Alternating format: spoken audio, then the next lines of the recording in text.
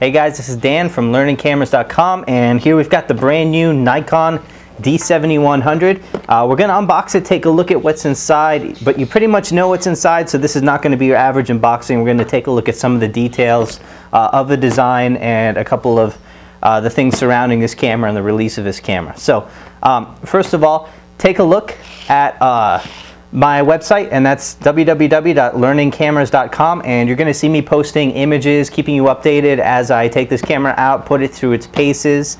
Also subscribe, take a look at the full review. We're going to have it coming. We're going to have a lot of comparisons coming. I've got the Canon 7D right here as well. We're going to be comparing it to that just to kind of see what has happened between these two cameras. Now, Canon is due to possibly be releasing a new 70D in a week or two, so when that comes out, we'll get our hands on it and take a look at the comparison with that. Now we got a bunch of stuff coming up with this. We're going to do some low light testing, dynamic range testing. Also, they got a brand new crop mode in this camera. I'm going to take a detailed look at what that is and how it is using it, and if you lose any light sensitivity or anything like that, so you guys know when and how to use it. I'm also very curious myself. I've heard kind of reports on a bunch of different stuff. So we're not going to go too detailed in the unboxing, manual's warranty, and we'll go straight to the camera, because really and truly that's almost all I care about. So gone is in box, and out comes the camera, and we'll take a look at what we have from this. Okay, here's the camera. Feels great. It's nice and, you know, I know it's a nice rubberized grip on here. I have to say it feels better than most. It doesn't feel as metallic as some of the other cameras do, even though this is a magnesium alloy body. It doesn't feel as much as that, but you know, no creaking. Feels like a good firm body on that. And we'll get rid of some of this. Take a look at what it comes with. No screen protector on the back. That's something that we do have on a lot of other cameras, not on this one. No plastic screen protector, just a little cloth over that. We have the battery, we're going to need that. And we're going to pop that in. The usual strap, eyepiece cover, charger, charging cables, USB. It is USB 2.0, not 3.0, and all of the other stuff on that. So we'll pull that off to the side, and we'll go ahead and put in the battery and take a look at how this camera runs. Now, going around it, my table's unfortunately pretty dirty. I managed to dirty it up already. So I'm going to leave a screen protector on because of that. And now let's take a look around on this. We've got a bracket button here. I do like that. That's something that Nikon has that Canon doesn't do. It's a great little feature because if you like to do HDRs or bracket your exposures, it's a nice quick way to access that. We'll go ahead and turn the camera on. And also flash button on the side, your focus. This is very similar to the D600. It really feels just like the D600 did. Now, taking a look at the front, we do have the function button as well as the depth of preview button. Both of these buttons are going to be programmable. We also have an AF assist light. That's also nice to have. A lot of the other cameras from Canon do not do that. And the 7D does, but the 60 I believe does not. 5D3, those kind of cameras do not. Also, let's take a look at the focus system. We do have, it's a 50-something point focus system. If you want to take a look at the specs, I do have a detailed spec look in our preview video, so I'm going to put the link up here. Check out that for detail on the specs. Right now we're going to be looking mostly at how the camera feels, functions, some of the controls on it. We do have the dual SD card slots on that. Nice to see Nikon doing that. Wish Canon would bring that out in a lot of their other cameras. They didn't do it in the 6D. I'm predicting the 7D is going to be like a mini 6D, so I doubt we'll see it in the 70D. We'll see it most likely in the 7D Mark II if that comes out in the fall, but that's pretty much it. Now after that, let's take a look at our AF system. The AF system is very good on this. We do have points, and it does actually fill up the frame now on the AF light, so that's good. You're looking at enough points to cover the entire frame. Now if we go to the crop mode, it's even going to be a little bit better. And taking a look at the ports, we've got a mic port and a headphone out. Nice. GPS, HDMI, and USB, and that's it on that side. Now some of the controls, you know, I do have some complaints with Nikon for doing this on these bodies. They did the same thing on the D600.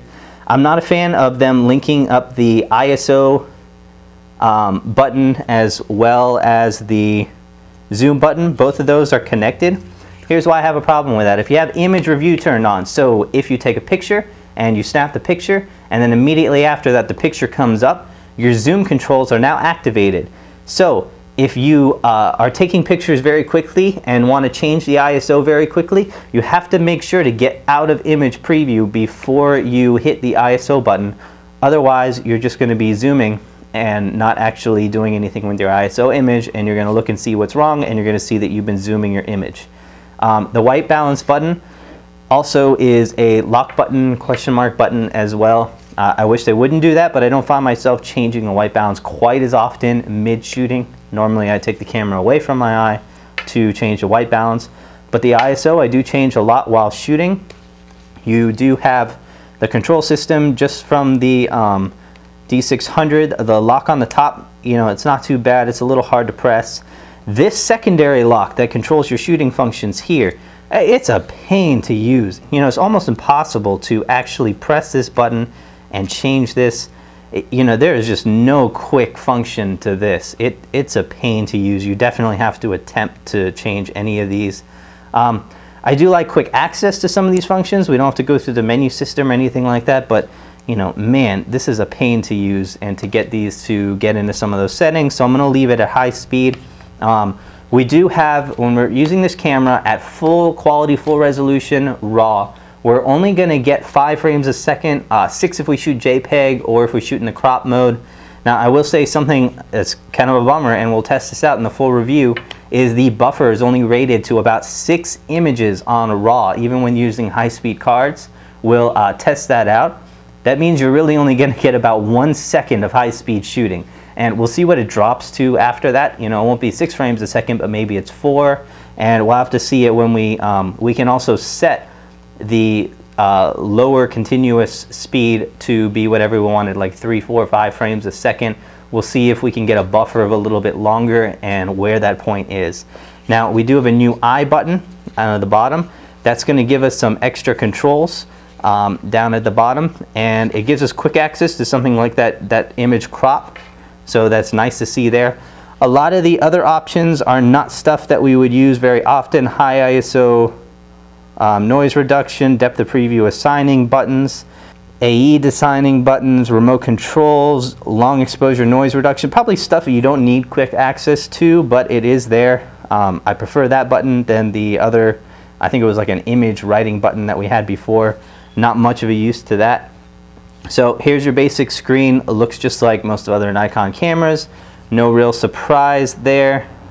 It has a built-in interval timer, which is very nice to see. So if you're someone who likes to do time lapses, you can do that built into the camera. We do a file naming on this. We did not see that in the Canon 60. Anyone who owns 2 cameras loves to name their files so that you're not confusing files between the 2 cameras. Good to see that on this. You know, really we have a lot of pro features inside this tiny body.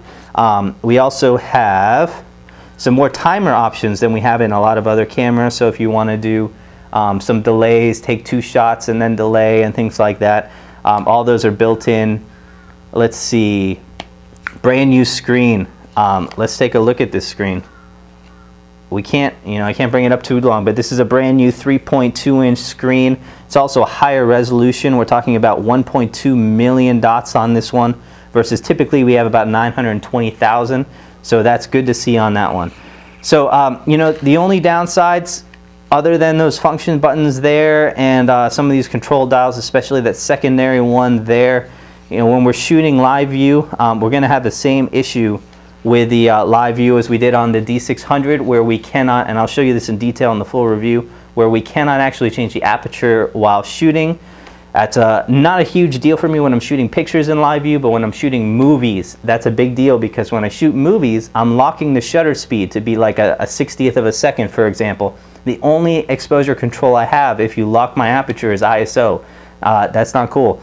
Now, when I'm shooting, generally when I'm shooting pictures, I'm choosing my aperture value first and then altering my shutter speed. So I really don't care as much that that aperture is locked out of live view mode, as I'm not changing it that much. Also, we do have 2 custom function buttons, but you know, one of the options is not changing between continuous focus and single focus. I wish that was. We have to go through the menu in order to do that.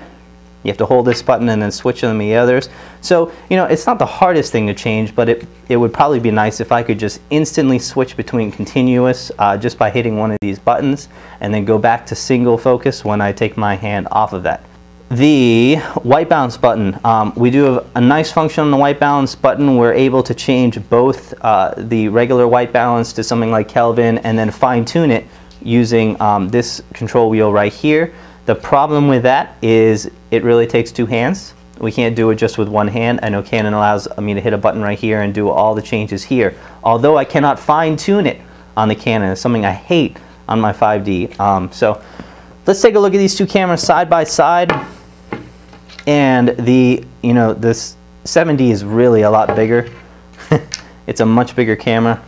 Actually, that's pretty dirty, so I won't want to do that. But you can see the difference between them. The 7D width-wise is the biggest difference on that. Much wider there. So it is a smaller body. I will say the grip feels, pretty good on that. The 7D is a little bit more substantial in your hand, and 7D feels very metallic when you're holding it. It really feels like a metal body. Even though this has a metal chassis, it feels a little bit more plasticky, even though the rubber grip is pretty nice, and you do have it on the back as well. That's all well and good. Now let me show you what I'm using here. I'm gonna be using the 24 to 85 lens. There's a couple reasons I'm gonna be using this lens with it, and most notably is the kit lens. The kit lens on this camera is only about $100 cheaper than this lens.